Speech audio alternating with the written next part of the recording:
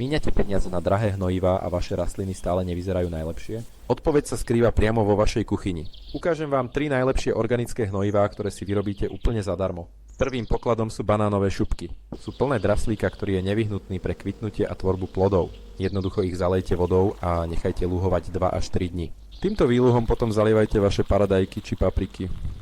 Ďalej tu máme kávovú usadeninu. Je to skvelý zdroj dusíka, ktorý podporuje rast zelených listov. Usadeninu poriadne vysušte, aby ste predišli plesňam a potom ju jemne zapracujte do pôdy okolo rastlín, ako sú hortenzie alebo čučoriedky. A tretím zázrakom sú vaječné škrupiny. Obsahujú vápnik, ktorý posilňuje bunkové steny rastlín a chráni ich pred chorobami. Škrupiny umyte, vysušte a rozdrvte na jemný prášok. Ten potom nasypte priamo do jamky pri výsadbe. Kľúčové pravidlo je všetko s mierou. Aj tie najlepšie organické hnojivá môžu pri nadmernom použití rastlinám uškodiť. Využite tieto jednoduché recepty a sledujte, ako sa vaša záhrada premení. Vaša úroda vám poďakuje. Skúste to ešte dnes.